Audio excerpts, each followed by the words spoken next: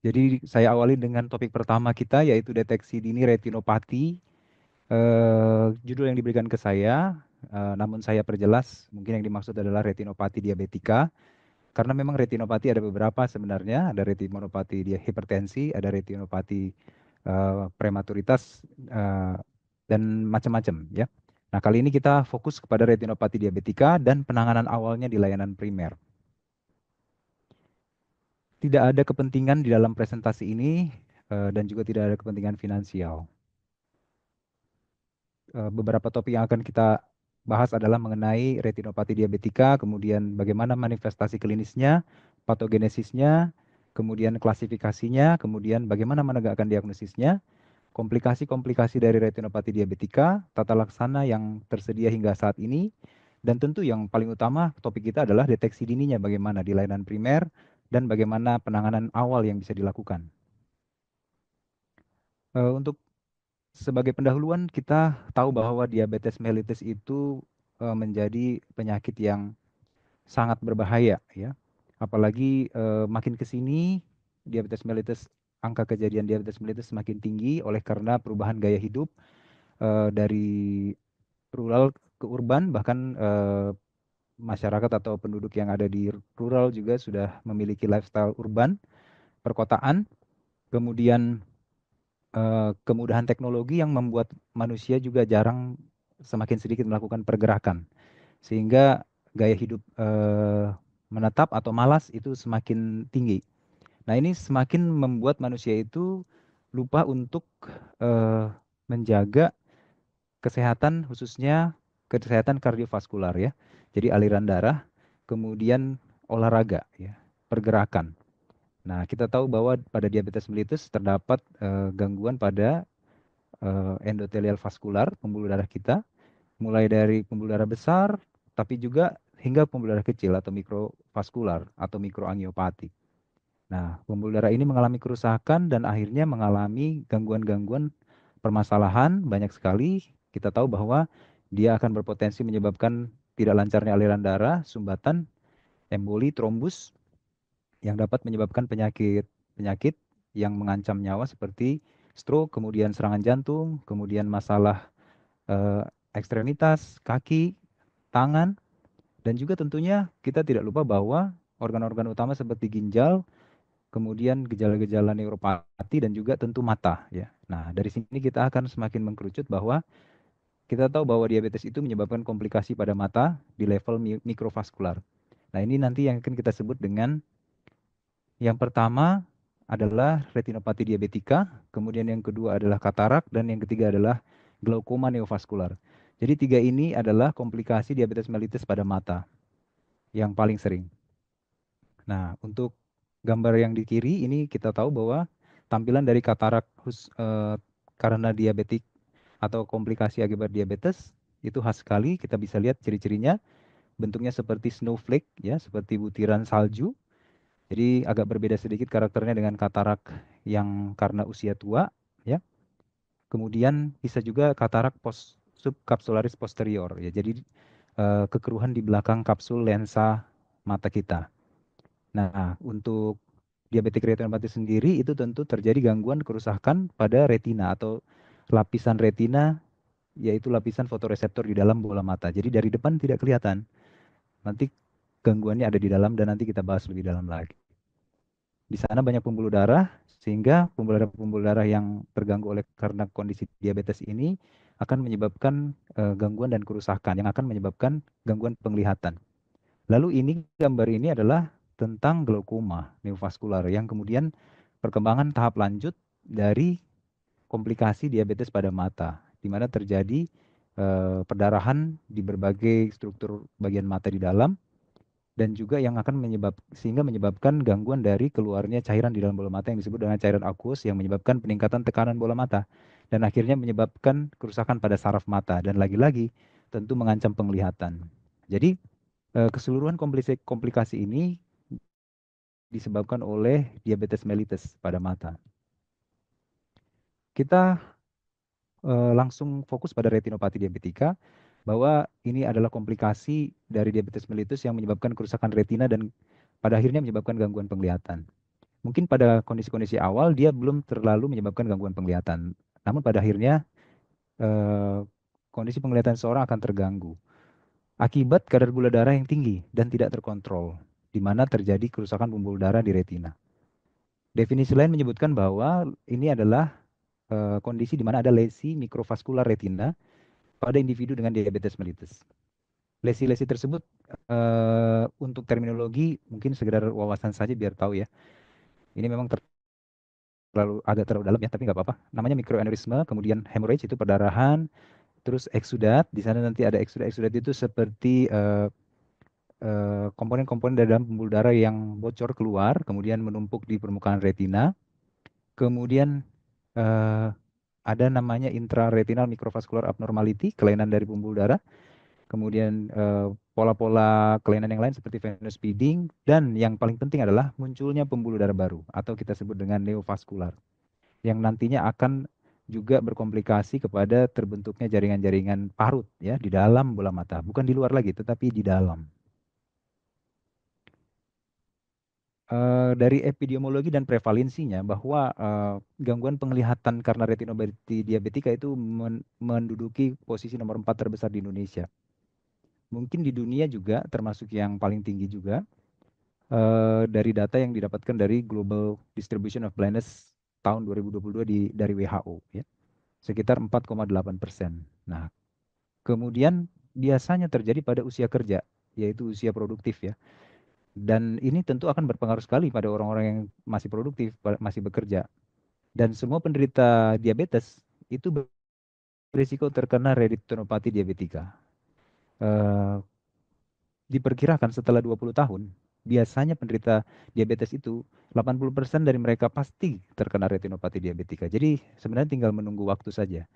Jadi inilah nanti yang menjadi dasar makin ke sini dikeluarkanlah panduan bahwa sebaiknya memang ketika seseorang terdiagnosis diabetes mellitus, maka terutama tipe 2, maka disarankan segera melakukan pemeriksaan mata ya, tanpa menunda lagi. Nah, kemudian prevalensi retinopati diabetika di dunia untuk DM tipe 1 itu sekitar 77,3%, untuk tipe 2 25,1%. Diperkirakan pada tahun 2040 beban oleh karena kasus retinopati diabetika ini akan semakin tinggi, sekitar 75%. Dan ini terkonsentrasi di negara-negara dengan berpenghasilan rendah hingga menengah ya. Jadi negara-negara low and middle income countries. Nah, inilah yang menjadi PR kita di masa yang akan datang, yang tentunya ini fakta yang harus dihadapi bahwa bagaimana kita meningkatkan eh, multifaktor yang menyebabkan beban ini meningkat di tahun-tahun yang akan datang. Nah, diperkirakan 1 dari 3 penderita diabetes itu biasanya akan mengalami retinopati diabetika. Nah, 1 dari 10 penderita retinopati diabetika itu pasti akan mengalami kebutaan. Ya, jadi tentunya ini menjadi perhatian yang mesti kita perhatikan bahwa diabetes itu harus ditata laksana dengan baik. Nah, untuk skop persebarannya di dunia, diabetik retinopati itu memang paling banyak di Southeast Asia dan Western Pacific. Ya. Seperti Cina dan India, termasuk di sini Indonesia, seperti yang saya tanda ini, dan juga Bangladesh, itu mereka represent 45% dari seluruh beban yang tadi. Jadi dari seluruh kasus itu terkonsentrasi di sana paling banyak.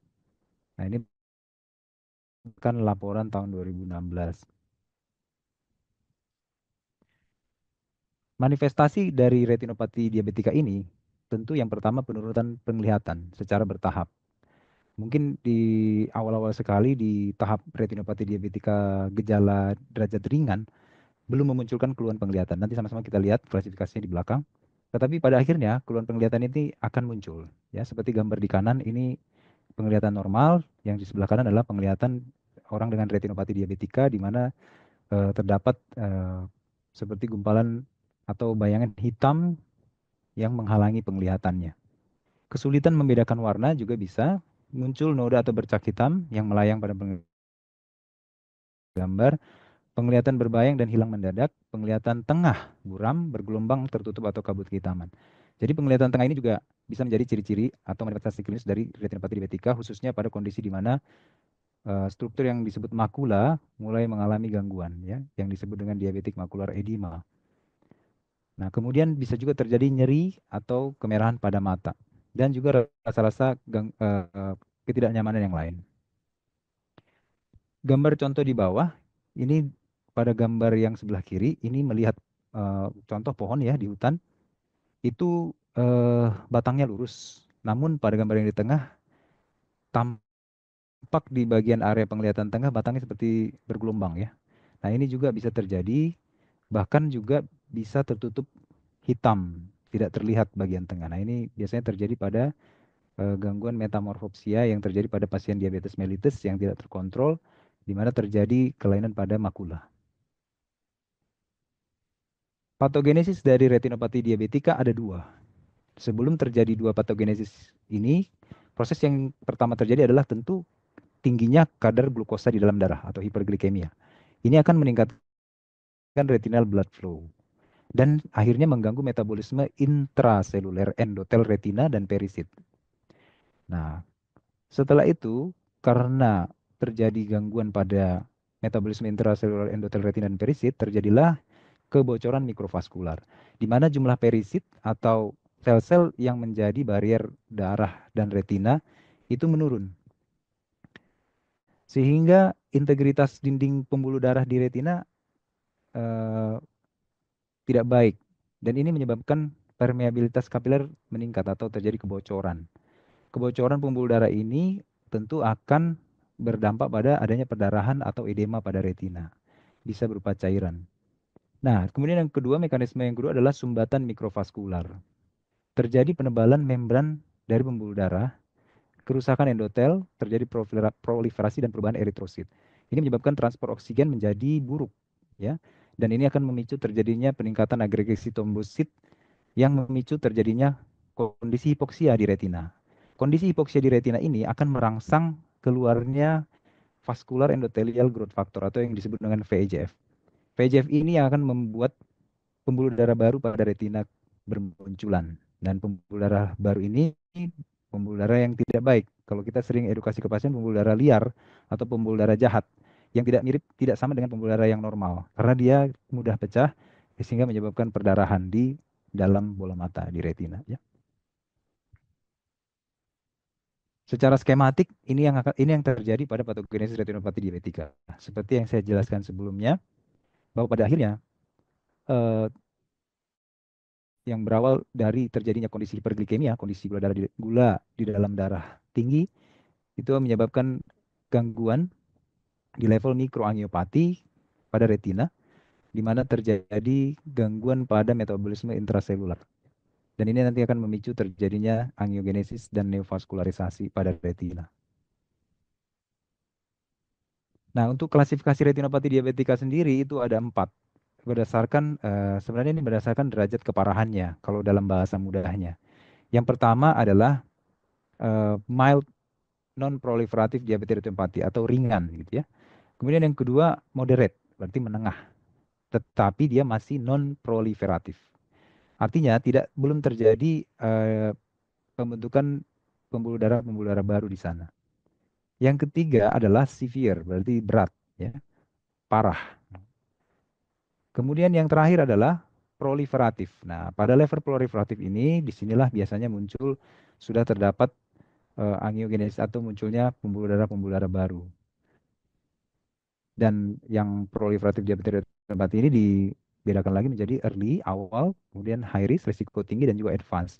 Pada level advance, ini kondisi diabetik retinopati diabetika yang cukup berat, yang berisiko menyebabkan kerusakan yang berat, ya, dan juga tentunya berisiko menyebabkan kebutaan. Nah, di di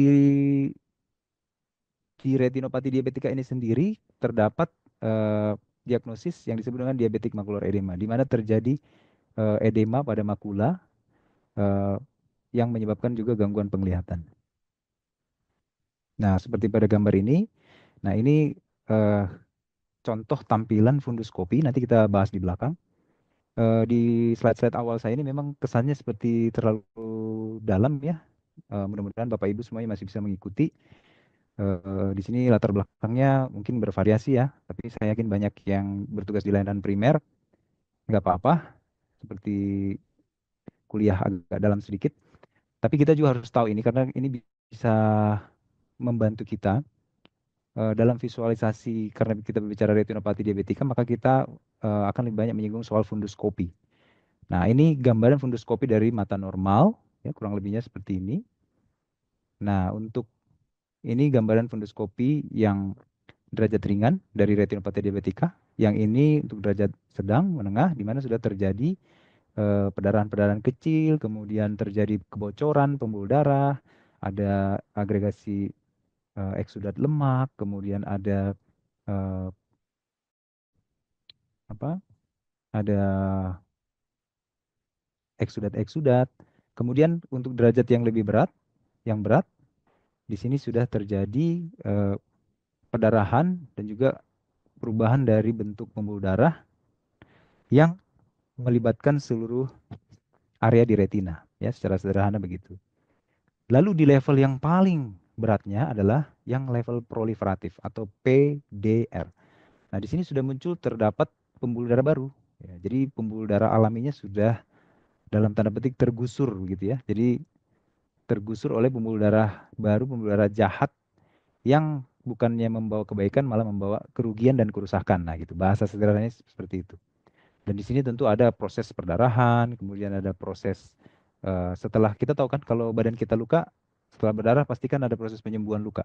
Setelah penyembuhan luka biasanya ada apa? Ada bekas, ya. Jadi ada bekas, ada scar.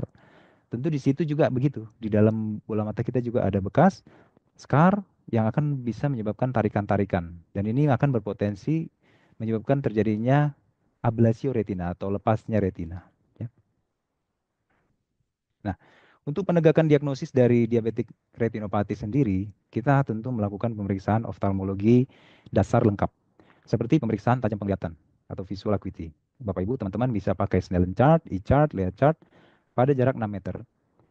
Eh, Nanti kita akan sama-sama belajar melihat bahwa chart itu idealnya diletakkan jarak 6 meter dengan cukup penerangan, kemudian diperiksa mata kanan lalu mata kiri. Jadi satu demi satu ya. Bila memakai kacamata, sebaiknya dipakai saat pemeriksaan. Karena tak jarang juga pasien-pasien kita itu ada yang minus, ada yang silinder, mereka sudah memakai kacamata, maka kita biarkan mereka memakai, lalu kita lakukan pemeriksaan tajam penglihatan, nanti ditulis dengan keterangan dengan kacamata. Kemudian pemeriksaan segmen anterior, ini bisa dilakukan dengan, bila fasilitasnya ada dokter spesialis mata, biasanya ada pemeriksaan lampu slit lamp.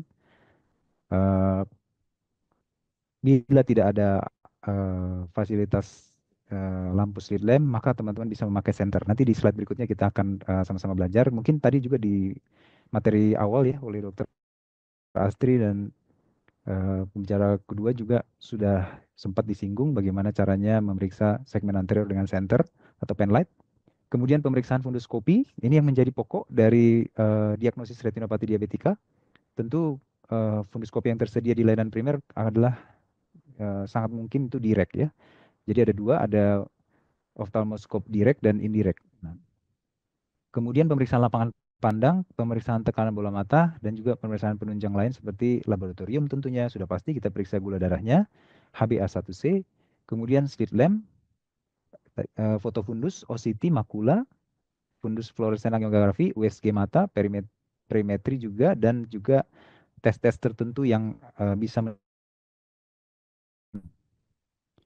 Nah, komplikasi dari retinopati diabetika yang tidak tertangani dengan baik itu bisa berupa ablasi retina traksional seperti yang saya jelaskan tadi bahwa eh, pada retina terjadi tarikan-tarikan ya.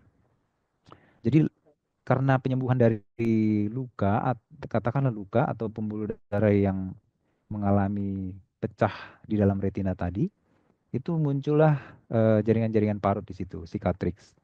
Jaringan-jaringan parut ini tentu bisa berpotensi menarik lapisan retina. Jadi begitu dia membuat tarikan di permukaan retina, maka ada resiko retina menjadi tertarik dan akhirnya lepas. Nah, ini yang kita sebut dengan ablasio retina traksional. Karena ablasio retina ada banyak.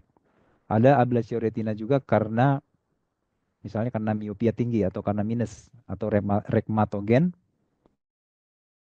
Nah, jadi itu berbeda semua patofisiologinya. Jadi kalau ini ablasio retina traksional ya. Dia adalah ablasio retina kedua terbanyak setelah ablasio retina rekmatogen. Kemudian ini adalah termasuk kasus emergensi karena memang retina lepas itu eh, tidak boleh dibiarkan terlalu lama. Dan keluhannya biasanya penglihatan seperti tertutup tirai kehitaman, lalu ada kilatan cahaya yang mengawalinya, yang kita sebut foto. Komplikasi lain dari retinopati diabetika adalah perdarahan vitreus. Nah, perdarahan vitreus seperti pada gambar kiri bawah terdapat akumulasi dari darah yang eh, menghalangi ya yang berada di rongga vitreus atau di cairan vitreus. Nah, ini tentu akan berpengaruh sekali pada penglihatan. Kemudian glaukoma neovaskular, tadi seperti saya jelaskan di awal, di mana proses ini berlanjut sampai ke segmen anterior. Di sana terjadi pembentukan pembuluh darah baru dan bisa menimbulkan pecahnya pembuluh darah baru tersebut. Pembuluh darah liar itu menjadi perdarahan. Seperti pada gambar ini adalah akumulasi darah yang tertahan atau tertampung di bilik mata depan. Dan tentunya kita tahu bahwa di bilik mata depan ini adalah tempat keluarnya cairan aqueous dan itu tentu terhalang atau menjadi tersumbat sehingga menyebabkan kenaikan tekanan di dalam bola mata dan ini akan menyebabkan glaukoma. Lalu tentu semuanya ini jika dibiarkan dan tidak ditangani dengan baik itu dapat menyebabkan kebutaan permanen.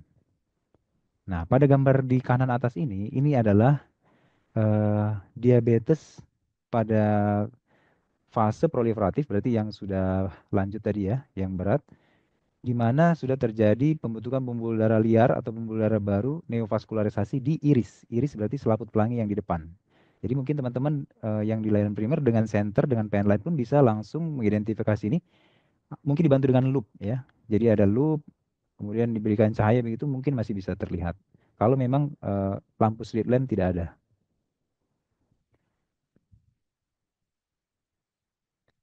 Untuk tata laksana retinopati diabetika sendiri, yang pertama, yang paling utama adalah kontrol gula darah. Jangka panjang, bukan hanya saat ini, tetapi berkelanjutan. Lalu kontrol tekanan darah, kontrol kolesterol. Kolesterol ada LDL dan trigliserida. Tetapi ketiga hal ini adalah menunda terjadinya retinopati diabetika. Nah, sebelum sebelum ini eh, sebelum tata laksana ini juga dilakukan, sangat dibutuhkan yang namanya screening pemeriksaan mata rutin ya setiap tahunnya. Begitu seseorang terdiagnosis diabetes. Diabetes mellitus eh,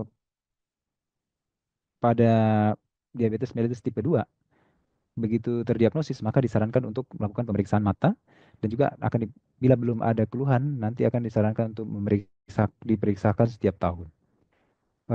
Semuanya ini harus dilakukan dan juga bila terdapat retinopati diabetika maka dilakukan terapi atau tata laksana yaitu pertama laser yang disebut dengan laser pan-retinal photocoagulation. Yang kedua adalah injeksi intravitreal anti-VEGF.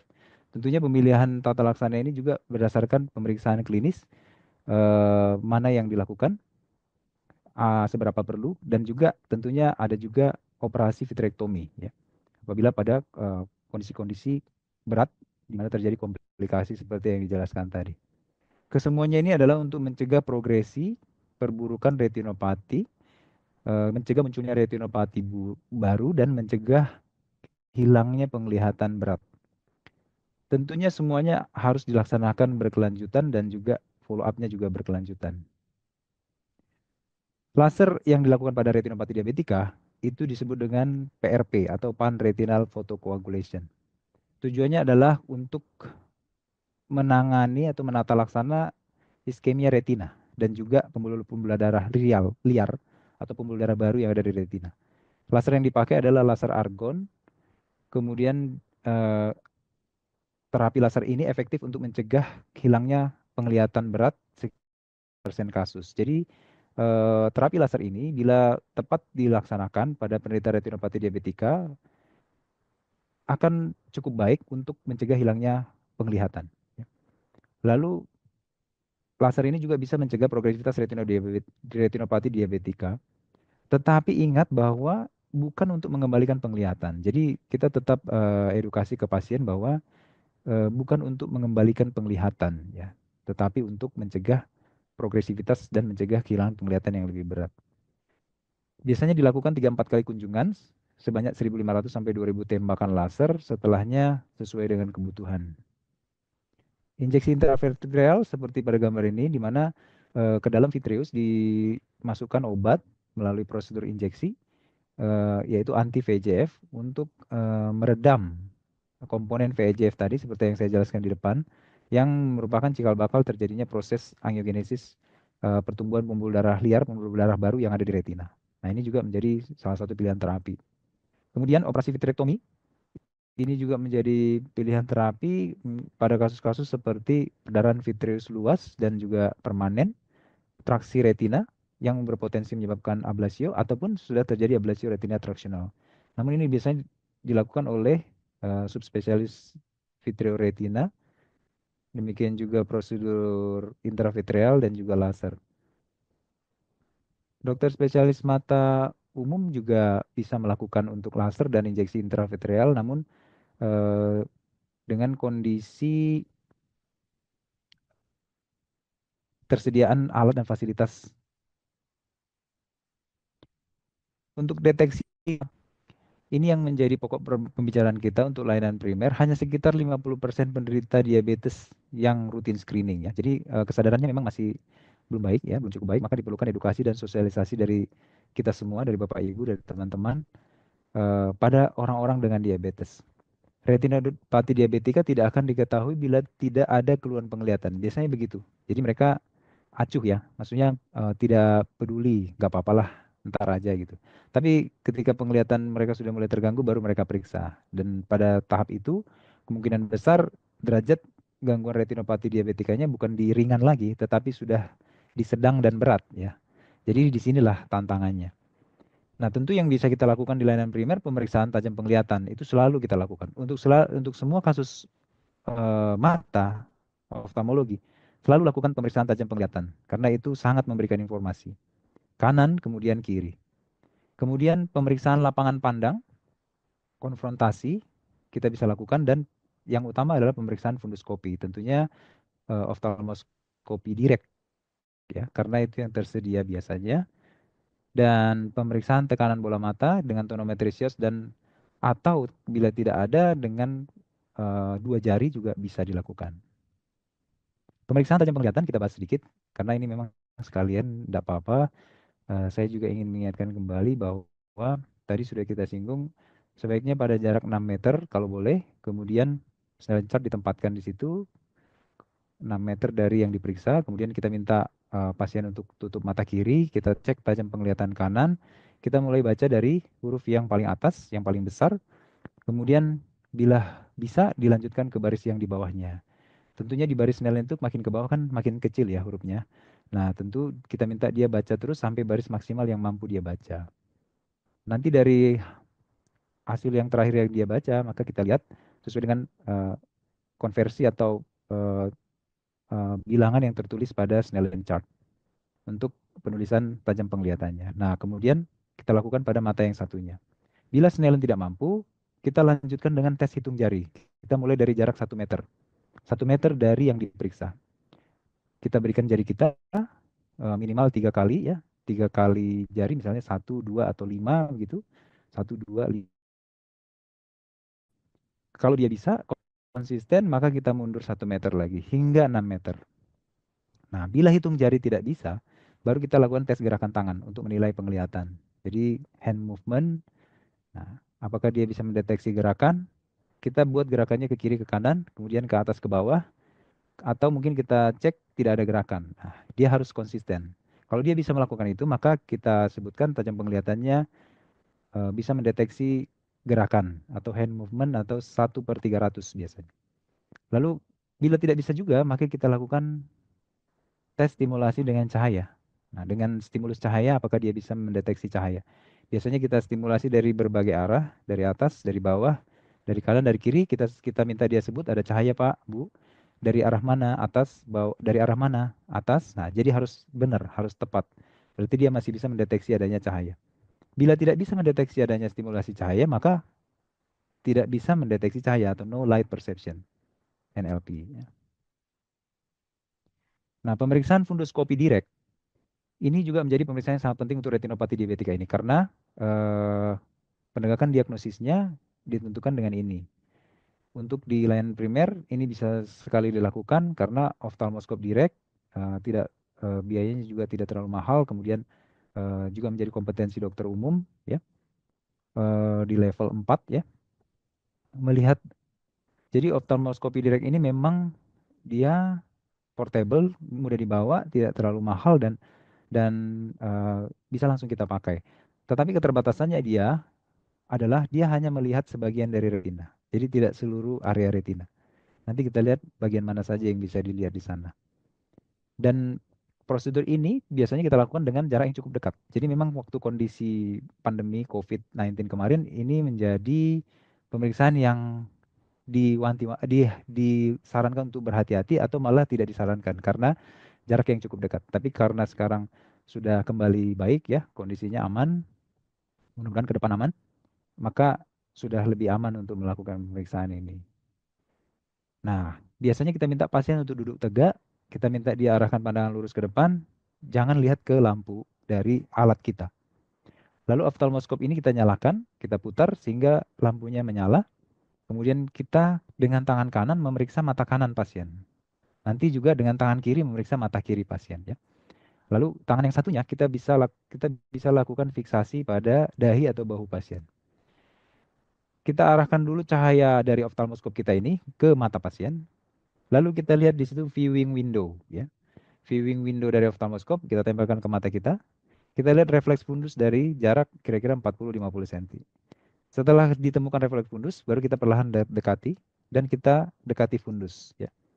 Fundus akan ditandai dengan warna kemerahan orange yang ada pendaran dari mata pasien ya. Lalu kita dekati, lalu kita lakukan penilaian. Demikian juga dengan mata kiri, kita lakukan hal yang sama. Apa yang kita lihat di dalam? Maka yang kita lihat adalah pertama kita lihat diskus optikus ya. Diskus optikus itu adalah tempat masuknya tempat masuknya saraf optik di bola mata kita. Jadi bayangkan ini bagian belakang dari bola mata kita, tapi dari sisi dalamnya. Nah, ini kita sebut diskus optikus atau cakram optikus. Nah, kita lihat itu yang kita lihat adalah perbandingan antara diskusnya, cakramnya dengan cupnya. Cupnya itu adalah cekungan di bagian tengah, cekungan di bagian tengah dari diskus. Normalnya memang di bagian tengah dari diskus ada cekungan karena pola perkembangan dari janin eh, di situ terdapat tempat masuknya beberapa struktur-struktur. Kemudian kita perhatikan adanya neovaskularisasi, khusus pada kasus diabetika itu penting sekali karena biasanya terjadi juga neovaskularisasi di bagian diskus ini untuk kasus-kasus proliferatif diabetik retinopati. Jadi ada pembuluh darah baru seperti itu, bukan pembuluh darah yang alaminya, yang sehatnya. Lalu kita lihat periksa arteri dan vena. Biasanya arteri lebih kecil daripada vena, vena lebih besar. Kita lihat, yang mampu kita lihat, perbandingannya kira-kira 2:3 yang normal. Kemudian kita lihat retina sekitar. Kemudian kita lihat refleks makula. Nah, di bagian temporalnya, jadi ke arah temporal, nasal tentu ke bagian hidung ya. Bagian temporal berarti ke bagian luar. Di situ ada makula. Nah, makula ini atau disebut dengan bintik kuning adalah pusat penglihatan kita. Jadi penglihatan tengah kita. Penglihatan tengah kita yang paling tajam. Nah, harusnya avaskular, jadi tidak ada pembuluh darah di situ. Dan tentu terdapat refleks. Jadi dia eh, memunculkan refleks makula yang bersih. Jadi itu kita nilai, ya. Tidak ada pembengkakan, kemudian tidak ada eksudat, tidak ada eh, eh, abnormalitas di sana. Nah, itu yang bisa kita nilai dari pemeriksaan fundoskopi. Jadi kelebihan oftalmoskopi direct ini adalah, atau fundoskopi direct ini adalah bisa kita lihat langsung ya. Proyeksinya langsung, kemudian mudah dibawa, biaya lebih murah. Keterbatasannya, dia terbatas hanya polus posterior. Polus posterior itu adalah bagian dari diskus optik dan juga makula. Sekitar 10 derajat dari seluruh retina. Hanya mampu melihat polus posterior, belum dapat memvisualisasi semua retina. Karena retina itu sebenarnya luas sekali, sampai ke arah perifer sekali, itu bagian ora serata. Nanti itu bisa diperiksa dengan oftalmoskopi indirect. Nah, untuk mata normal seperti gambar di kiri, dan untuk mata retinopati diabetika seperti yang di kanan. Nah, yang kanan ini ketepatan adalah derajat proliferatif. Ya, jadi di mana kita lihat di sini ada pembuluh darah baru atau neovaskularisasi. Di sini terlihat dengan struktur yang irregular ya. Jadi polanya itu tidak teratur gitu. Jadi ya bahasa ininya tidak beraturan lah. Nah, sementara pada fundoskopi normal pada bagian kiri coba dilihat ya, dibandingkan. Nah, ini polanya seperti ini ya. Di sini ada diskus optikus, CD cup rasionya normal sekitar 0,4, 0,3. Kemudian pembuluh darah terlihat di sentral, di tengah, vena banding arteri dan venanya perbandingan 2:3, baik. Kemudian makula juga tampak baik, refleks makula tidak ada kelainan di sana, tidak ada perdarahan dan juga tidak ada neovaskularisasi ya. Beda sekali dengan gambar yang di kanan. Di beberapa titik kita bisa lihat juga ada perdarahan ya.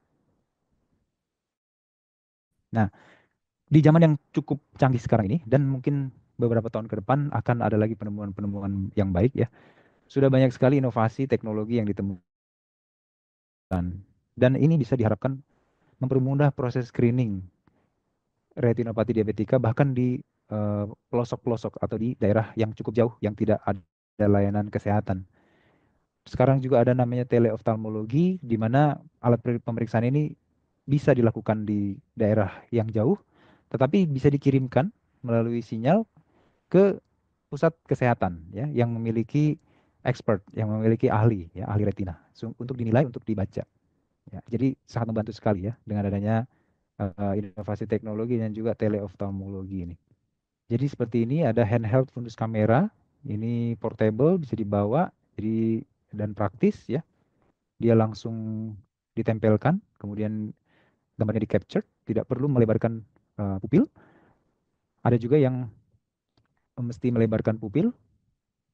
Demikian juga yang sebelah kanan ini fundus on phone. Kemudian ada juga seperti yang di kiri bawah dengan MII RedCam. Kemudian ada juga alat yang canggih. Kalau ini memang agak terbatas ya, mungkin di layar primer tidak ada.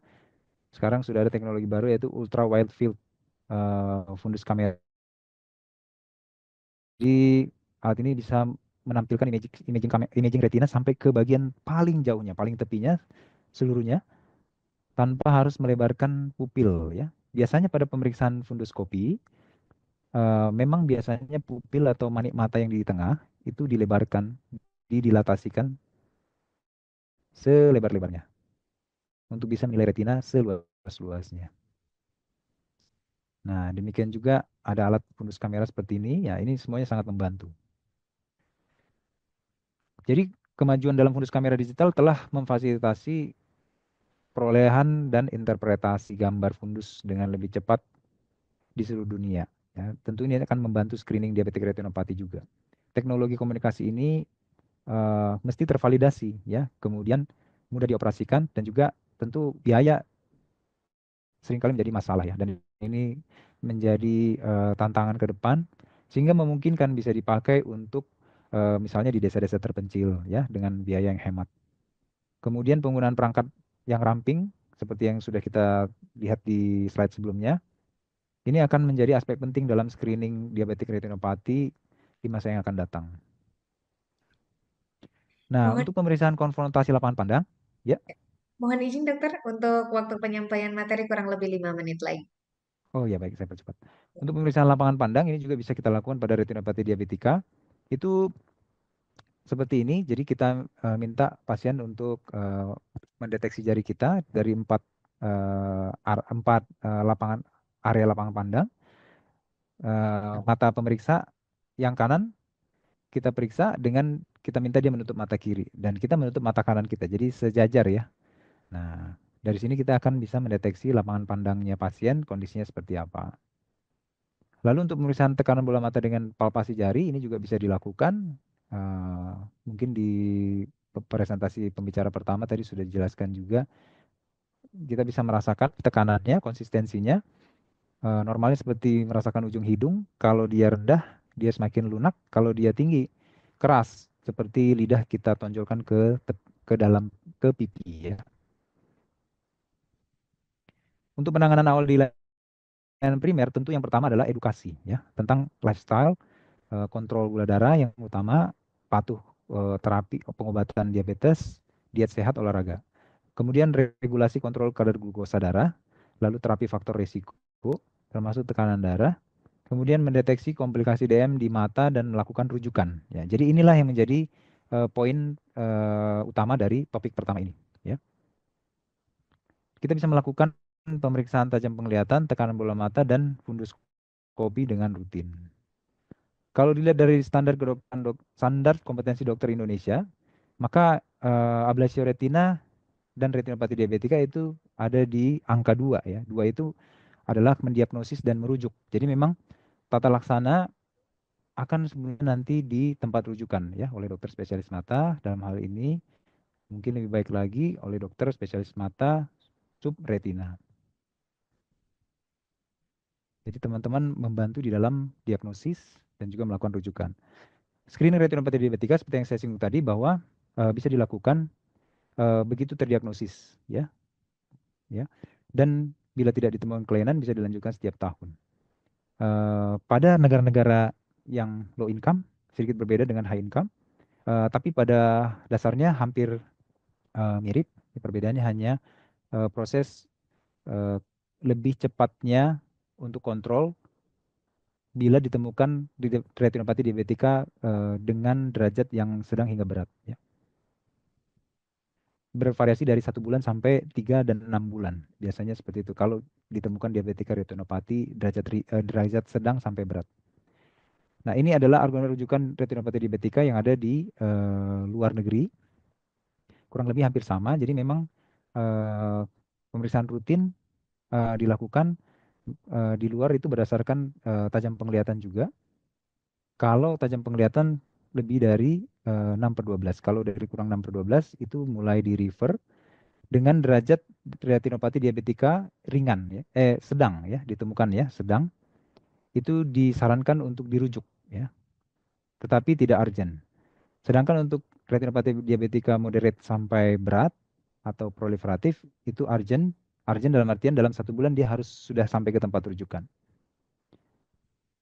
Kesimpulan, deteksi dini retinopati diabetika melalui screening rutin sangat penting untuk mencegah kebutaan, terutama karena seringnya tanpa gejala pada tahap awal, tadi fase yang mild, yang ringan. Layanan primer berperan sebagai garda terdepan untuk edukasi, screening, dan juga pemanfaatan teknologi sangat dimungkinkan, sehingga bisa membantu rujukan tepat waktu. Mencegah progresi dari retinopati diabetika dengan kontrol gula darah ketat, tekanan darah, kolesterol, ini menjadi bagian dari manajemen diabetes menyeluruh. Pasien dengan retinopati diabetika, sedang hingga berat, memerlukan rujukan segera ke spesialis mata untuk mendapatkan tata laksana lanjutan seperti laser atau injeksi intravitreal. Kolaborasi multidisiplin dan edukasi pasien tentang pentingnya perawatan diabetes secara keseluruhan adalah kunci bagi pengelolaan retinopati diabetika. Baik, terima kasih. Mohon maaf bila ada kekurangan. Kurang lebihnya, terima kasih. Baik, terima kasih banyak Dokter Andreas atas materi yang sudah disampaikan. Sangat luar biasa menarik sekali materi yang tadi sudah disampaikan oleh narasumber kita, yaitu terkait dengan deteksi dini retinopati dan penanganan awal di layanan primer. Selanjutnya kita akan lanjut ke sesi diskusi dan juga tanya jawab. Saya persilakan kepada rekan-rekan yang ingin bertanya secara langsung. Silakan raise hand terlebih dahulu, kemudian nanti silakan sebutkan nama dan asalnya dari mana, kemudian sebutkan juga profesinya apa. Dan untuk teman-teman yang sudah mengirimkan di kolom chat box Zoom, sabar dulu. Saya akan persilakan dulu kepada rekan-rekan yang ingin bertanya secara langsung terlebih dahulu. Apakah ada yang ingin bertanya secara langsung? Oke, sepertinya belum, Dok. Izin saya bacakan dulu pertanyaan dari kolom chat box Zoom. Ini dari Dokter Meriah Yakobi. Nah, izin bertanya dok, kami di FKTP banyak pasien prolanis dan PRB dengan Ya, diabetes hipertensi. Kapan kira-kira rujuk ke dokter spesialis mata untuk pencegahan peradangan perdarahan perdarahan betul. retinopatinya? Nah, ini mungkin bisa langsung dijawab dok, silakan. Baik, terima kasih dok. Terima kasih Ibu Moderator. Terima kasih Dokter Meriah Yakobi. Semoga sehat di sana ya dok ya. Jadi eh, pasien prolanis itu kan kebanyakan memang sudah terdiagnosis diabetes ya dok ya. Maksudnya sudah jelas lah diabetes mellitus ya. Jadi segera ya. Jadi langsung dirujuk eh, untuk melakukan jadi gini. Lakukan screening dulu dok. Lakukan screening dulu ya. Segera screening maksudnya. Nanti apabila ditemukan kelainan pada retina, dalam hal ini retinopati diabetika, derajat derajat ringan sekalipun ya, maka kita minta dia kalau derajat ringan untuk kontrol setiap tahun ya. Jadi kita lakukan evaluasi fundus setiap tahun. Tetapi bila ditemukan derajat sedang, sedang saja ya, belum berat ya, sedang, maka dilakukan rujukan dok ke dokter spesialis mata gitu ya. Jadi untuk derajat ringan biasanya memang belum terjadi keluhan penglihatan ya, biasanya begitu. Eh, maka titik titik berat yang paling utama adalah kontrol gula darah. Nah, tentu ini kan bisa kalau di layanan primer kan ini bisa banget kan. Ini bisa jadi peran yang paling vitalnya kan di layanan primer juga bisa ditata kelola ya. Jadi kontrol gula darah, kemudian eh, lifestyle ya, tekanan darah, kemudian merokok, olahraga, termasuk dietnya. Jadi nanti mungkin bisa bekerja sama dengan sejawat atau disiplin ilmu yang lain, misalnya seperti diet, kemudian apa namanya eh, bagian-bagian lain yang bisa kita aktifkan lah, yang bisa kita maksimalkan gitu. Sering sekali penderita diabetes itu bingung soal makanan dia. Jadi dibilang nggak boleh makan ini, makan itu untuk mengontrol gula darahnya, tapi dia bingung sampai di rumah dia bingung bagaimana caranya, bagaimana pelaksanaannya, apa yang harus saya makan, berapa banyak. Nah gitu. Jadi kalau bisa sampai sedetail mungkin, ya entah saya nggak tahu mungkin sekarang ada yang namanya itu ya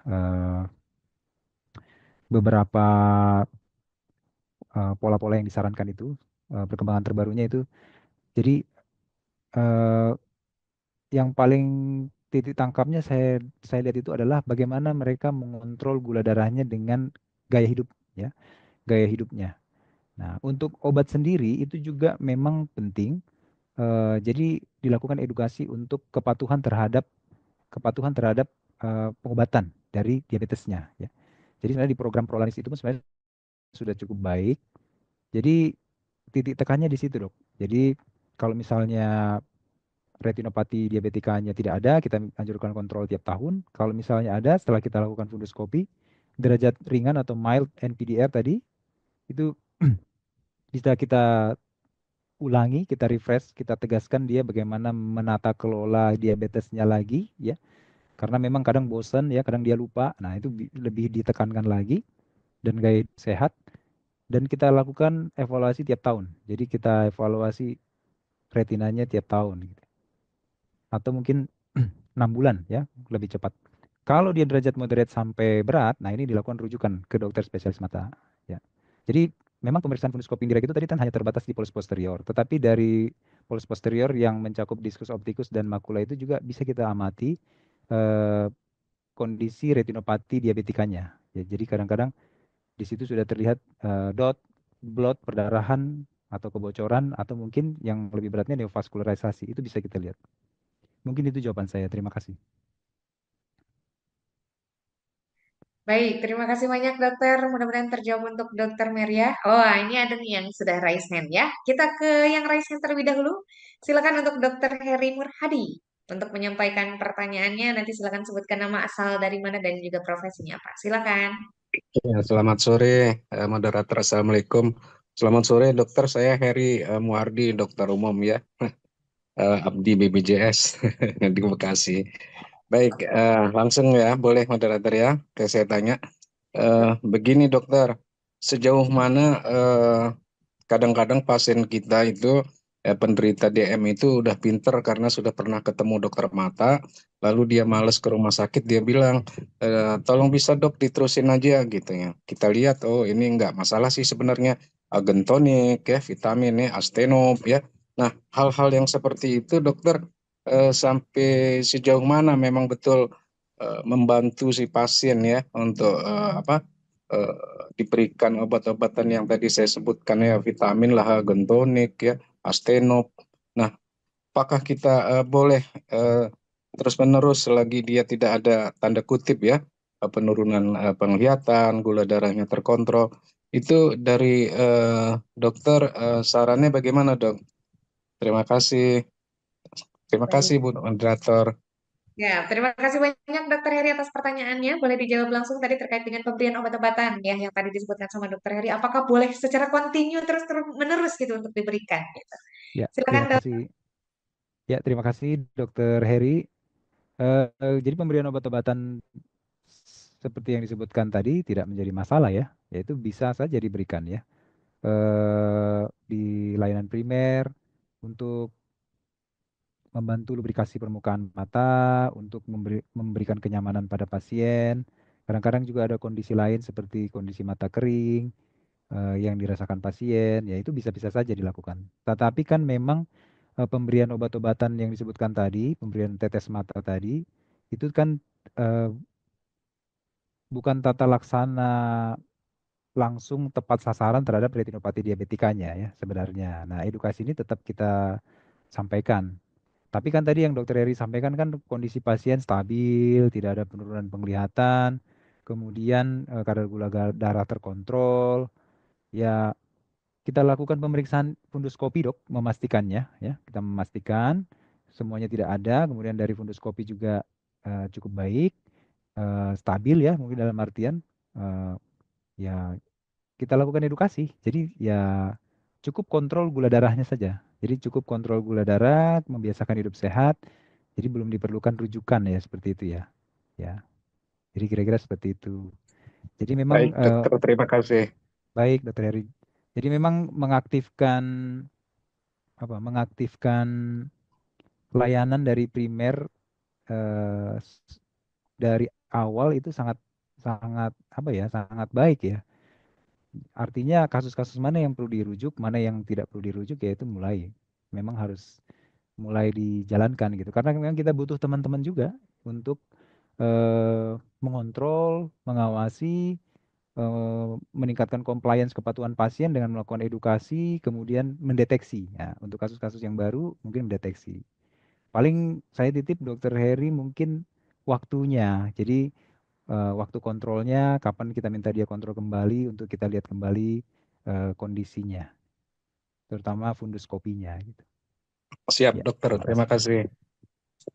Terima Oke, kasih, baik. Dok. Terima kasih banyak dokter atas jawabannya. Mudah-mudahan terjawab untuk dokter Heri. Selanjutnya izin saya bacakan kembali dok pertanyaan dari kolom chat box Zoom. Ini ada dari dokter Meriah ya. Satu pertanyaan terakhir. Izin bertanya kembali dok untuk dokter umum dengan memakai alat oftalmoskop atau funduskopi. Apakah bisa melihat atau menilai retinopati diabetika seperti gambaran gelap yang dijelaskan dokter tadi? Nah, terkait dengan penggunaan alat nih dok yang dilakukan oleh dokter umum. Silakan dok. Oke, baik, terima kasih pertanyaannya. Jadi saya kurang paham ya, ini maksudnya gambaran gelap ya. Terima kasih Dokter Meria. Yang mana yang gelap tadi ya? Ya katakanlah gambaran funduskopi tadi itu ya. Gambaran funduskopi yang saya tayangkan itu ya. Tadi kalau kalau memperhatikan teman-teman ada slide di mana saya tampilkan ada gambaran funduskopi direct ya. Jadi funduskopi direct dengan oftalmoskopi direct sudah jelas itu hanya bisa melihat diskus optikus sampai ke makula ya. Jadi tidak bisa lebih luas dari situ. Nah, jadi dengan melakukan funduskopi direct pun sebenarnya kita bisa juga untuk menilai kondisi retina. Dalam hal ini untuk melihat adanya retinopati diabetika bisa juga. Eh, Apalagi kalau misalnya retinopati diabetikanya sudah derajat sedang atau berat, apalagi berat. Nah, biasanya derajat sedang atau berat itu sudah terjadi kelainan yang cukup luas, dok. Jadi kalau di derajat sedang itu moderate itu, walaupun dia non proliferatif, bisa melibatkan 4 kuadran. Jadi retina itu kita bagi 4 kuadran. Ini misalnya retina di dalam bola mata itu kan seperti satu bola begitu ya, kecuali bagian anterior. Nah itu kita bagi 4. Nah itu namanya 4 kuadran. Kalau pada derajat sedang atau moderate, biasanya sudah melibatkan 4 kuadran.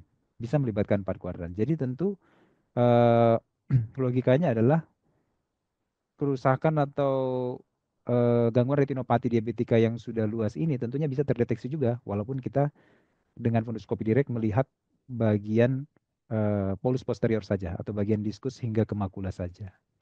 Untuk retinopati diabetika yang derajat ringan, memang kerusakannya kan ringan sekali ya. Karena dia ringan, di mana terjadi hanya eh, lesi mikrovaskular yang sangat kecil dan kadang-kadang dia di perifer, mungkin dia tidak di bagian polus posterior. Nah ini yang kadang-kadang mungkin tidak bisa ketemu hanya dengan fundoskopi direct. Ya, nah tetapi kan tadi dari algoritmanya juga untuk retinopati diabetika ringan, apalagi kalau belum terjadi gangguan penglihatan. Nah ini kan yang menjadi titik tekan adalah evaluasi kembali, jadi secara berkala. Tadi dikatakan tiap tahun ya. Jadi disiplin 6 bulan kalau boleh lebih cepat dan edukasi kontrol gula darah. Nah, tentu ini kan bisa dilakukan di layanan primer sebenarnya. Jadi tidak perlu dirujuk. Nah, jadi itu yang kita mengambil partisipasi aktif ya di sana. Nah, yang paling utama juga adalah kontrolnya tadi. Jadi kita minta dia kontrol pada saat dia kontrol berikutnya apabila terjadi misalnya dalam perjalanan dia kurang bisa melaksanakan perubahan gaya hidup, kontrol gula darah, compliance-nya kurang kan pasti ada macam-macam ya. Ternyata pada saat kontrol berikutnya terjadi perubahan atau terjadi progresi, nah mungkin dokter kembali melakukan pemeriksaan, bila perlu dilakukan dilatasi dari pupil ya, melebarkan. Nah, bila ditemukan adanya retinopati diabetika yang progres, nah ini baru dokter melakukan rujukan ya, melakukan rujukan. Terutama bila derajatnya derajat sedang hingga berat ya, seperti itu. Tapi harapan kita semua mudah-mudahan dengan screening yang lebih awal diketahui ya, begitu dia terdiagnosis diabetes, harapannya sih jangan sampai kita kecolongan keburu udah terjadi derajat-derajat yang lebih berat gitu ya. Harapannya seperti itu. Jadi memang dimohon partisipasi aktif mulai dari edukasi, kontrol gula darah ketat, dan juga pemeriksaan segera ya begitu terdiagnosis diabetes. Itu mungkin yang bisa saya sampaikan. Baik, Terima terima kasih kasih dok. dokter atas jawabannya. Mudah-mudahan terjawab untuk Dokter Meriah Yakobi. Baik, selanjutnya kita akan lanjut ke materi yang kedua yang akan disampaikan oleh narasumber kita, yaitu terkait dengan deteksi dini dan penanganan awal peningkatan intraokuler di fasilitas pelayanan primer. Untuk penyampaian materi masih dengan Dokter Andreas, ya tentu saja. Untuk materi yang kedua ini kami berikan waktu sama 45 menit, nanti di 5 menit terakhir akan kami ingatkan kembali. Kami persilakan dok. Ya, terima kasih. Saya izin share screen lagi, Bapak Ibu, rekan-rekan semua. Apakah slide saya sudah terlihat? Sudah terlihat jelas dok. Oke. Ya, dari topik retina kita ke topik peningkatan intraokular. Jadi peningkatan intraokular berarti kita nanti akan menyinggung mengenai glaukoma ya salah satunya. Namun pada pembahasan kita kali ini kita fokus sesuai judul pada deteksi dini dan juga tata laksana di layanan primer.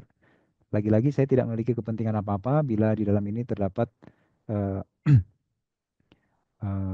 sesuatu yang berkaitan dengan eh, merek atau mungkin hal-hal yang lain. Saya tidak ada kepentingan finansial di sana. Tujuan yang akan kita capai adalah kita pahami mengenai peningkatan tekanan intraokular. Di antaranya ada hipertensi okuli dan juga glaukoma. Lalu penyebab faktor risiko, jenis-jenisnya, manifestasi klinisnya, penegakan diagnosisnya, komplikasi, tata laksana, deteksi dini, dan penanganan awal di layanan primernya. Sebagai pendahuluan bahwa peningkatan tekanan intraokular adalah faktor terpenting yang berkontribusi terhadap terjadinya glaukoma. Maka dalam hal ini tentu agak berbeda sedikit bahwa peningkatan tekanan intraokular juga belum tentu glaukoma. Nah, untuk glaukoma sendiri adalah penyebab kedua kebutaan di dunia setelah katarak. Berarti ini menjadi sesuatu yang penting yang harus kita cermati dan harus kita lakukan deteksi dini. Glaukoma merupakan penyakit kerusakan saraf mata yang tidak bisa kembali. Nah, ini perlu kita garis bawahi.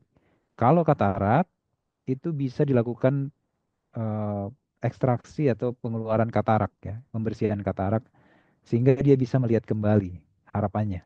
Berarti reversible. Nah, kalau glaukoma ini irreversible, tidak bisa kembali karena memang levelnya ada di kerusakan saraf mata. Berarti ini lebih serius ya. Namun masih dapat dicegah progresivitasnya asalkan bisa dideteksi dengan lebih cepat. Ya. 330.000 menderita kebutaan bilateral. Terdapat sekitar 7 dari 1.000 pasien yang berusia di atas 50 tahun mengalami kebutaan akibat glaukoma. Glaukoma sudut terbuka merupakan penyumbang terbesar kasus glaukoma dengan perkiraan kasus besar 58,6 juta tahun 2020. Masih baru ya.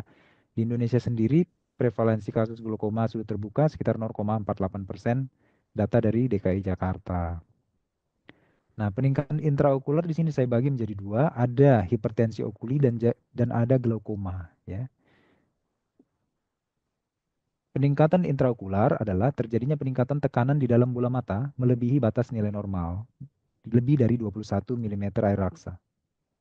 Untuk hipertensi okuli adalah kondisi di mana tekanan di dalam bola mata lebih tinggi dari normal, tapi tanpa ada kerusakan saraf optik dan tanda kehilangan penglihatan. Ya, mungkin bagi Bapak Ibu dalam praktek sehari-hari, pelayanan sehari-hari, mungkin pernah menemukan kasus seperti ini. Kita lakukan fundoskopi, kok kelihatannya saraf matanya baik-baik saja, tidak terlihat pembesaran dari Kapdis rasio, tidak terjadi gangguan tanda kehilangan penglihatan tepi, tapi tekanan bola matanya meningkat gitu. Nah, jadi ini ada kasus-kasus seperti ini. Ini disebabkan oleh karena kurang lancarnya cairan aqueous humor mengalir keluar dari mata dengan baik. Lalu terjadi peningkatan tekanan yang menyebabkan hipertensi okular. Ya. Jadi lagi-lagi hipertensi okular tidak sama dengan glaukoma. Ya. Pada hipertensi okuli tidak terdapat terlihat saraf optik normal, ya, dan tidak ada tanda kehilangan penglihatan. Tetapi jangan jangan kita sepelekan karena orang dengan hipertensi okuli tetap memiliki risiko tinggi terjadinya glaukoma. Nah, ini sering kita sebut dengan glaukoma suspek ya atau curiga glaukoma. Nah, bagaimana sih sebenarnya proses terjadinya aliran dari aqueous humor yang ada di dalam bola mata kita? Jadi aqueous humor kita tahu bahwa dia merupakan cairan yang bersifat alkali dibentuk oleh sel epitel badan siliaris di sini posisinya dengan kecepatan 2 hingga 3 mikroliter per menit. Dia dihasilkan kemudian dia dari bilik mata belakang melewati celah-celah antara iris masuk ke bilik mata depan ya ke segmen ke segmen anterior. Maaf. Lalu dia akan dibuang melalui paling banyak dari jaringan trabekulum. Jadi dari eh, trabeculum meshwork ya. Sekitar 90 atau 85%. Sedangkan sisanya dibuang melalui eh, melalui vena melalui jalur uveosklera ya di sini ya vena-vena aqueous atau di sini vena-vena episklera ya maaf vena-vena episklera ya. Jadi paling banyak memang dibuang melalui kanalis Glenn pada trabeculum meshwork, tetapi sekitar 10-15% itu dari jalur uveosklera. Prinsipnya produksi dengan pembuangan harus sama ya, maksudnya harus seimbang. Bila terdapat ketidakseimbangan, maka disitulah terjadi peningkatan tekanan bola mata. Fungsi dari aqueous humor sendiri adalah memberikan nutrisi dan mempertahankan bentuk bola mata. Kita langsung masuk saja ke glaukoma. Glaukoma itu adalah neuropati optik ya. Jadi kelainan pada saraf optik ya, kerusakan pada saraf optik yang disebabkan oleh tekanan bola mata atau intraokuli yang tinggi atau relatif ya. Ditandai dengan kelainan lapang pandang dan atrofi papil saraf optik. Kenapa di sini dalam tanda kurung relatif? Karena memang ada juga sudut terbuka yang tekanannya normal ya. Kita sebut dengan normotension glaukoma. Nanti akan kita lihat. Kemudian hilangnya penglihatan di mana lapangan pandang yang dimulai dari tepi atau perifer itu mulai berkurang ya. Sehingga disebut dengan si pencuri penglihatan. Di mana orang lebih banyak fokus melihat ke depan, jarang orang memeriksa bagian tepi ya. Jarang mereka sadar tentang penglihatan tepinya. Nah, jadi seringkali orang tidak menyadari kalau penglihatannya sudah mulai berkurang.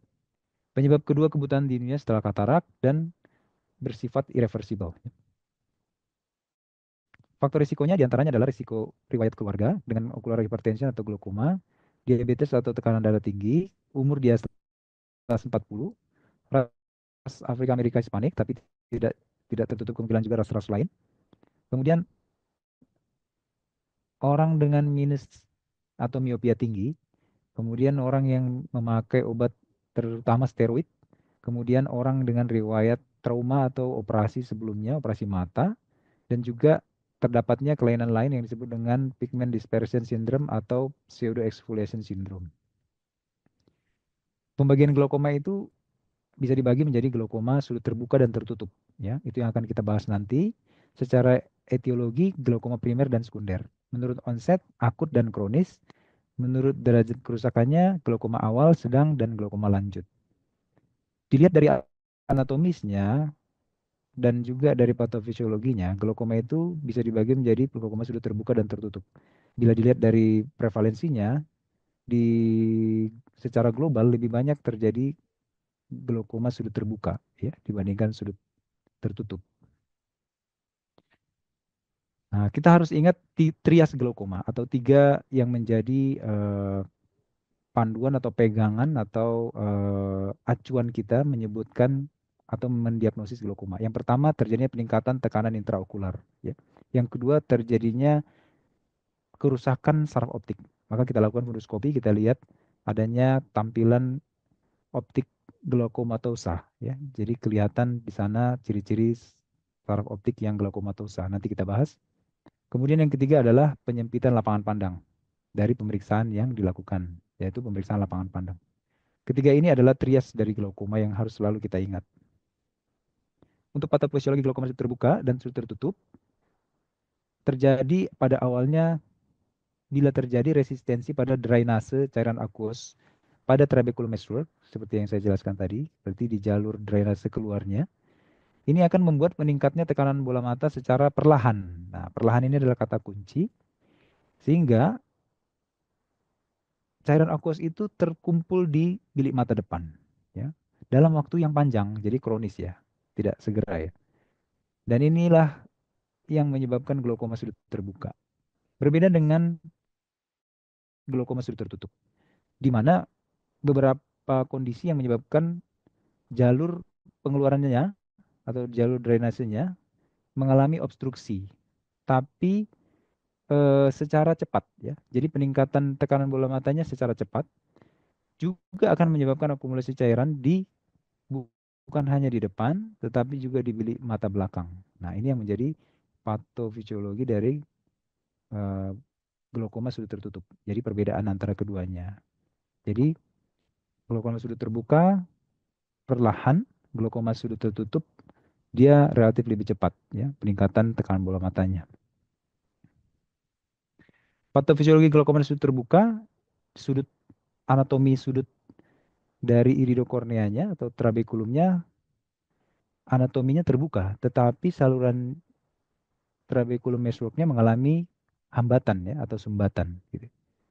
Berbeda dengan glaukoma sudut tertutup, anatominya memang terlihat sempit, ya, sempit sehingga menyebabkan penumpukan humor equus di dalam bola mata dan tekanan bola mata menjadi tinggi dan akhirnya menyebabkan kerusakan saraf mata. Bisa kita lihat di sini. Nah, anamnesis yang kita lakukan untuk pasien-pasien glaukoma adalah yang pertama kita tanya apakah ada gangguan penglihatan, kemudian lapangan pandang.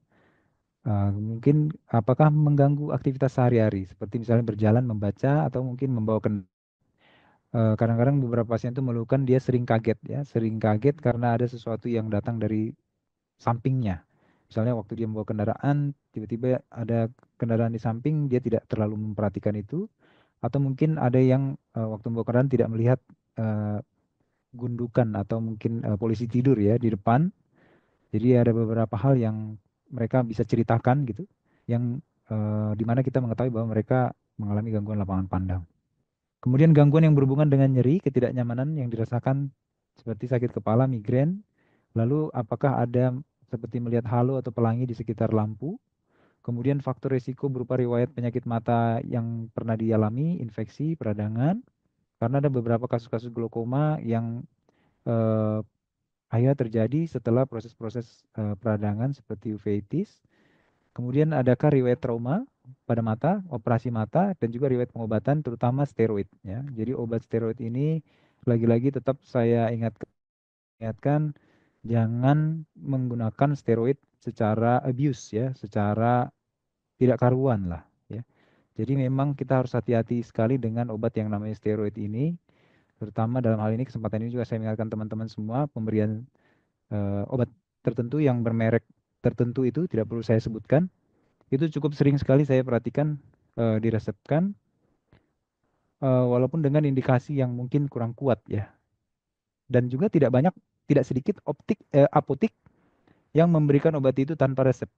Ya, jadi hari ini mari sama-sama kita saling mengingatkan kembali untuk kebaikan pasien-pasien kita agar menertibkan dan menteraturkan kembali penggunaan obat tersebut supaya menghindari komplikasi-komplikasi di kemudian hari. Lalu pemeriksaan glaukoma kita lakukan untuk pemeriksaan minimal di layanan primer yang bisa dilakukan pemeriksaan tajam penglihatan tadi sudah kita bahas. Tentu kalau dia memiliki minus atau silinder kita periksa status refraksinya. Kalau dia sudah memiliki kacamata, kita bisa meminta dia memakai kacamatanya. Kita lihat tajam penglihatan maksimalnya walaupun dengan alat bantu. Lalu kita evaluasi segmen anterior mata dengan slit lamp atau mungkin dengan pen light, tekanan bola mata, tonometer, SIOTS atau mungkin dengan jari. Dan kita lakukan fundoskopi ya, kita tentu melihat saraf optik yang paling utama. Lalu kita melakukan pemeriksaan sudut, ya ini mungkin di layanan primer tidak ada, ini mungkin di layanan spesialistik dan lapangan pandang sederhana. Untuk pemeriksaan penunjang pada glaukoma banyak sekali ya, ada pemeriksaan lapangan pandang misalnya dengan Humphrey, kemudian glaukoma imaging dengan OCT, ketebalan kornea sentral, foto fundus itu bisa kita lakukan di layanan yang lebih lengkap. Pemeriksaan penglihatan kita bisa lakukan dengan Snellen seperti pada gambar ini, bisa juga dengan modalitas di sebelah kanan, ini jaraknya lebih dekat sekitar 35 cm. Nah, Snellen kita lakukan pada jarak 6 meter, kemudian alat pemeriksaan seperti ini di layanan primer kita bisa siapkan seperti pen light, kemudian lensa lup pembesar, fundoskopi direct tentu yang paling utama, kemudian tonometer SIOTS kalau ada, kemudian kamera HP, mungkin ada hal yang perlu kita dokumentasikan atau kita rekam ya. Untuk pemeriksaan tekanan intraokular bisa dengan tonometer SIOTS, bisa dengan non kontak di fasilitas yang lebih lengkap, atau tonometer rebound ini lebih bagus lagi, lebih canggih lagi sekarang, dia portable dan juga cukup sangat sensitif. Tetapi tetap pemeriksaan tekanan bola mata yang menjadi pemeriksaan baku sampai saat ini adalah pemeriksaan aplanasi Goldman ya. Untuk tekanan bola mata, bila tidak ada modalitas atau alat, kita bisa menggunakan palpasi dengan dua jari kita. Kita minta pasien lirik ke bawah, tidak menutup mata. Dengan dua jari telunjuk, tekankan bola mata di bagian atas. Kita rasakan konsistensinya. Kita lakukan penekanan serentak atau mungkin bergantian. Kita rasakan apakah dia seperti ujung hidung. Ya. Kalau dia seperti ujung hidung itu normal. Jadi rebound tenderness namanya. Kemudian kalau dia terlalu lembek ya, terlalu masuk ke dalam atau nurut begitu ditekan itu seperti jelly, itu tekanannya rendah ya atau hipotoni. Tapi kalau dia keras seperti lidah kita dorongkan ke pipi, nah itu berarti tekanannya tinggi ya atau keras gitu. Nah itu bisa nanti dilatih teman-teman. Semakin banyak kita melakukan ke pasien, kita semakin sensitif dan semakin tepat ya biasanya. Kemudian tonometer SIOTS itu tidak boleh diberikan pada kasus-kasus pasien dengan trauma ataupun adanya cedera pada kornea atau permukaan mata. Ya. Untuk tonometer SIOT sendiri itu juga bisa teman-teman lakukan bila ada alatnya. Ya, intinya kita berikan dulu bius, tetes, jangan lupa untuk memati rasakan permukaan matanya karena sangat sensitif permukaan mata itu ya. Kemudian kita letakkan alat tersebut, sudah kita sterilkan, kita swipe dengan kita bersihkan ya. Kemudian kita letakkan di permukaan kornea sambil kita minta pasien melihat lurus ke atas. Lalu kita baca tanpa memberikan penekanan, cukup kita tahan seperti itu, kita rasakan adalah dorongan dari pergerakan dari jarum pada tonometer SIOTS. Jarum itu akan bergerak sesuai dengan tekanan balik dari dalam mata ya yang menggerakkannya. Sesuai dengan tonometer SIOTS yang kita pasang ya, sesuai dengan bebannya. Lalu untuk penilaian bilik mata sederhana, kita bisa dengan center, dengan 10 light. Kita sinari dari arah temporal canthus, dari tepi, lateral, sejajar ya, dengan permukaan. Lalu bila kita lihat cahaya itu terpendar seluruhnya di permukaan iris, kemudian tidak tampak iris seperti maju ke depan, maka ini biasanya dalam dia anterior chambernya atau bilik mata depannya. Tapi kalau misalnya kita lihat iris tampak seperti maju ke depan dan sebagian saja cahayanya yang mengenai iris, maka itu biasanya bilik mata depannya dangkal. Ya. Jadi tidak seluruhnya iris teriluminasi cahaya. Gitu. Jadi bisa kelihatan. Nah, untuk pemeriksaan konfrontasi lapangan pandang bisa kita lakukan. Tadi sebenarnya di penjelasan retinopati diabetika sudah saya sebutkan, tapi mungkin kurang lengkap. Nah, misal seperti ini. Jadi kita posisikan diri 1 meter dari pasien. Boleh duduk. Biasanya duduk ya.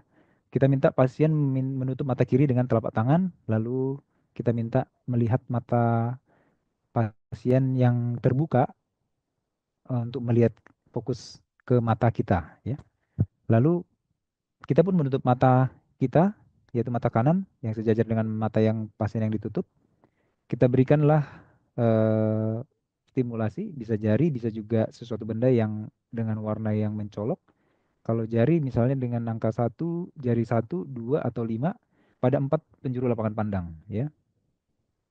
Lalu kita minta dia menyebutkan apakah bisa terlihat dan berapa. Ya. Secara acak. Ya.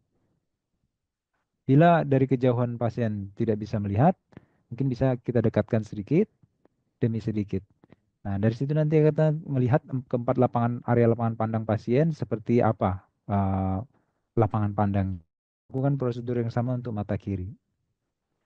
Lalu untuk lapangan pandang dengan pemeriksaan yang canggih, yaitu dengan pemeriksaan alat tentunya Humphrey Visual Field Analyzer. Ini bukan di line primer ya. Jadi di layanan yang lebih lengkap, ya, saya hanya ingin memberitahukan bahwa akan muncul hasil seperti ini. Hasil pemeriksaan lapangan pandangnya seperti ini. Pemeriksaan lapangan yang normal seperti gambar di kiri, ini adalah lapangan pandang normal, di mana ini adalah bintik buta. Untuk yang di sebelah kanan, ini adalah lapangan pandang pada orang glaukoma. Kita bisa lihat di sini ada area yang sudah hilang ya di bagian tepi lapangan pandangnya, menyempit.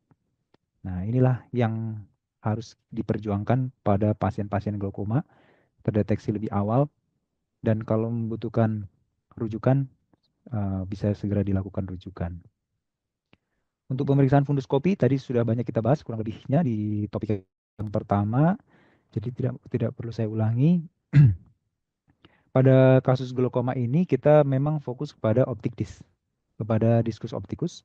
Kita lihat di situ, diskus adalah lingkaran yang besar, ini adalah kepala atau bagian kepala dari nervus opticus kita yang masuk ke bola mata ya, bisa dibilangkan ya, optic nerve head.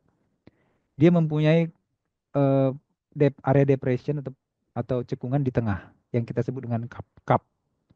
Nah, jadi cup ini dengan diskus ini dibandingkan. Normalnya 0,3. Jadi cup ini 3, diskus ini katakanlah 1. 10 gitu. Sampai 0,4. Paling besar 4 ya. Kalau lebih dari 0,4, 0,5, 0,6 seterusnya hingga menuju 1, sebut cup disc rasionya makin besar. Dan ini terjadi pada glaukoma. Jadi dia semakin cekung. Ya. Kemudian di sana juga terjadi yang namanya nasalisasi. Jadi selain dia semakin besar cupnya, pucat, dia juga terjadi pendesakan pembuluh darah. Jadi pembuluh darah yang tadinya di tengah itu terdesak ke tepi, terdorong. Ya. Ini proses yang terjadi pada glaukoma.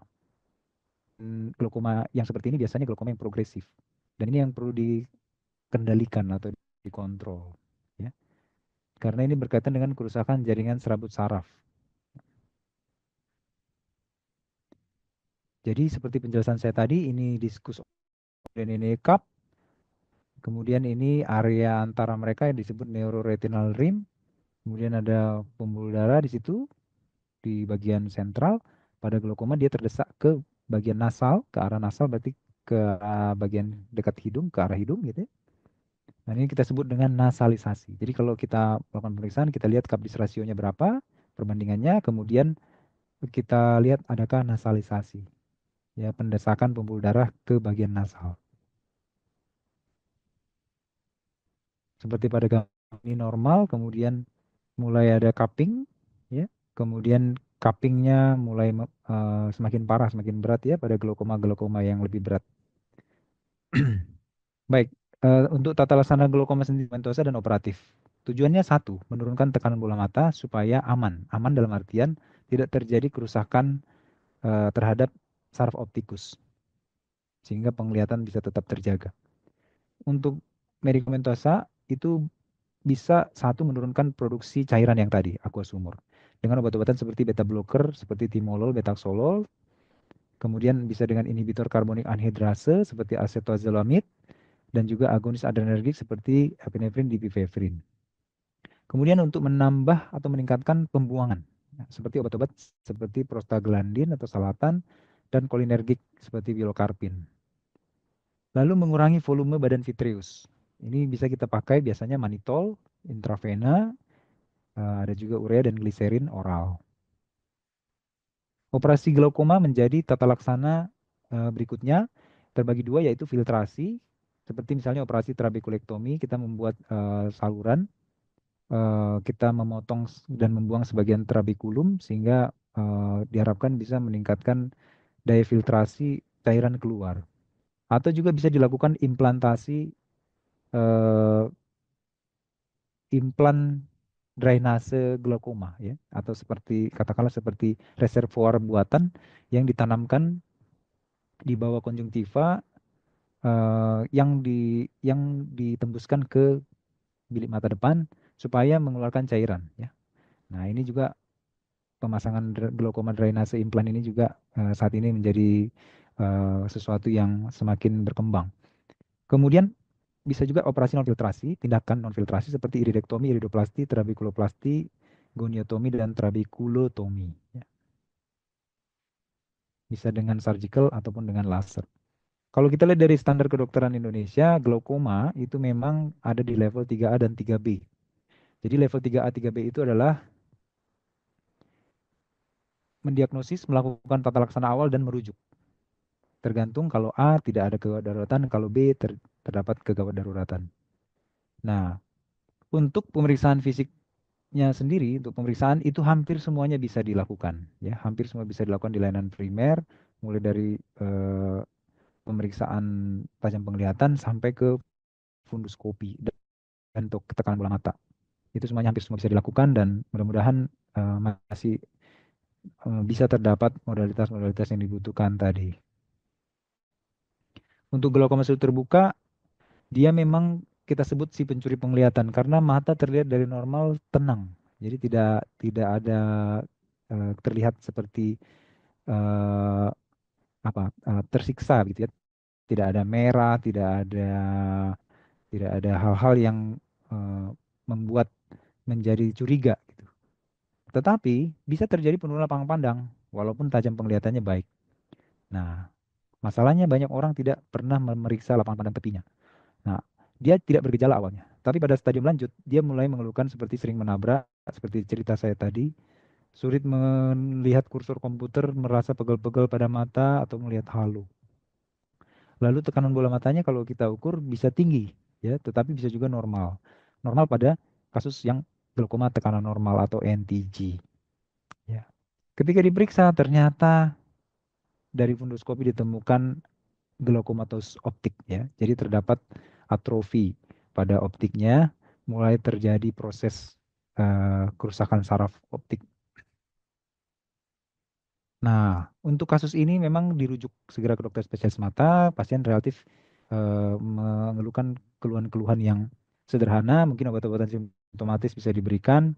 Nanti akan dilakukan penegakan diagnosa di level berikutnya dengan alat-alat yang lebih canggih, kemudian dilakukan staging glaukoma dan menentukan target tekanan bola mata yang aman. Tujuannya adalah mengendalikan tekanan bola mata, mempertahankan sisa penglihatan. Bisa digunakan nanti obat-obat penurun tekanan bola mata, tetap ada kemungkinan tindakan seperti trabekulektomi, pemasangan implan ataupun laser. Nah, untuk glaukoma sudut tertutup akut, nah ini kondisinya akut, ya. Jadi merupakan emergensi pada mata. Karena dia mengancam penglihatan dalam waktu yang cepat. Nyerinya sangat hebat biasanya. Jadi kelihatan dari depan itu beda sekali dengan tadi, tenang. Kalau ini terlihat memang ada masalah begitu. Kita bisa lihat ada kekurangan pada kornea, edema, kemudian pasien juga mengeluhkan penglihatannya kabur, kemudian nyeri, kemerahan, silap terhadap cahaya, lalu mendadak, ya. Biasanya tekanannya juga tinggi. Nah, tekanan bila di atas 60, kalau lebih dari 1 hari, 24 jam, itu sudah bisa menyebabkan kebutaan permanen. Jadi memang harus cepat segera ditangani. Untuk anamnesis bisa kita tanyakan, pernah nggak seperti ini dulu? Ya, jadi riwayat sebelumnya, riwayat keluarga. Kemudian pasien-pasien itu sering mengeluhkan mata merah. Iya, pernah dulu mata merah, tapi dia taunya hanya mata merah. Kita harus perjelas terus mata merah waktu itu apakah nyeri, kemudian penglihatannya juga terganggu, kemudian rasa ketidaknyamanan yang lain. Jadi harus kita kita perjelas lagi, ya. Kemudian lebih banyak wanita daripada pria. Kemudian kita tanyakan apakah ada riwayat trauma. Kemudian eh, kita tanya gejala, kita lihat gejala penyerta yang lain, ya, seperti mata merah, buram, kemudian nyeri kepala hebat, atau mungkin mual muntah. Untuk pemeriksaan fisik sendiri kita lihat bahwa terdapat kekeruhan pada kornea, kemudian mata merah, pupil kurang bereaksi, ya, dan dia lebih dilatasi atau mid dilatasi. Dan kita lakukan pengukuran tekanan bola mata itu misalnya dengan palpasi jari, dia lebih ke keras, ya, atau N plus, ya, jadi terjadi peningkatan bola mata, tekanan bola mata. Dari pemeriksaan dengan penlight, setelah kita sinari 90 derajat, tampak setengah dari kornea dan iris gelap tertutup bayangan, ya. Lalu kita lakukan tata laksana, yaitu dengan memberikan obat-obat simptomatis untuk memberikan kenyamanan kepada pasien seperti obat anti mual muntah boleh. Kemudian kita berikan obat untuk mengendalikan atau menurunkan tekanan bola mata seperti acetazolamid tablet 3x1. Kita berikan KSR 1x1. Kemudian anti glaukoma seperti timol tetes mata bisa kita berikan 2x1. Hati-hati, tanyakan dulu apakah ada riwayat asma atau penyakit jantung. Bila ada, maka itu kontraindikasi, maka kita pikirkan untuk menggunakan golongan yang lain. Pilokarpin 1%, 3x1 tetes untuk mengecilkan pupil, membuka sudut sementara.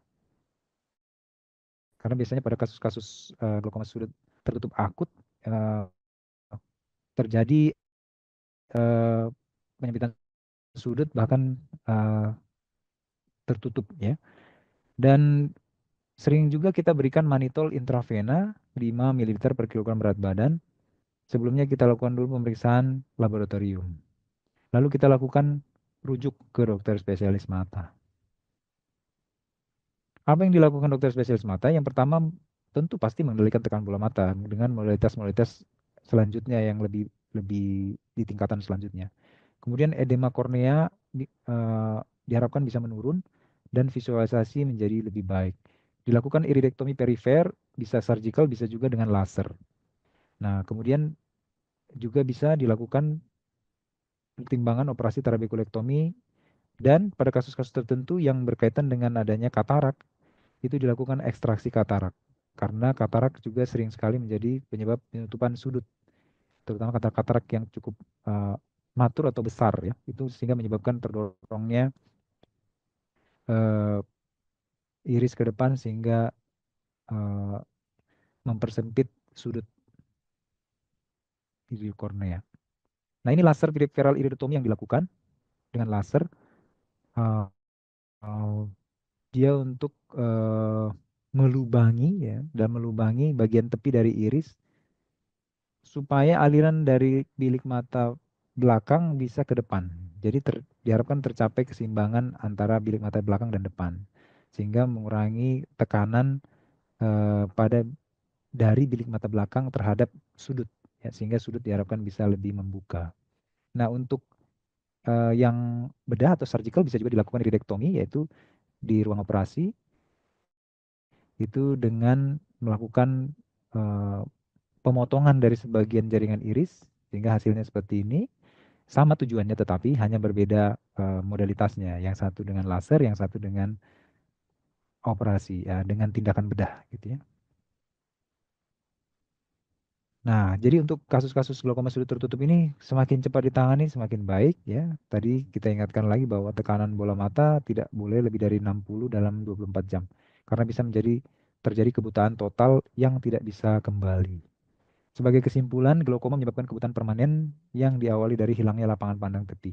Peningkatan tekanan bola mata merupakan faktor terbesar penyebab kerusakan saraf optik pada glaukoma. Deteksi dini, identifikasi, dan terapi yang tepat dapat mencegah terjadinya kebutaan pada glaukoma. Diperlukan edukasi, sosialisasi informasi yang melibatkan berbagai pihak, termasuk masyarakat dan pemerintah untuk deteksi dininya. Kerjasama antar tenaga kesehatan juga dan dokter spesialis mata dibutuhkan dalam penanganan glaukoma. Mungkin sampai di sini yang bisa saya sampaikan. Boleh dilanjutkan ke sesi selanjutnya. Terima kasih.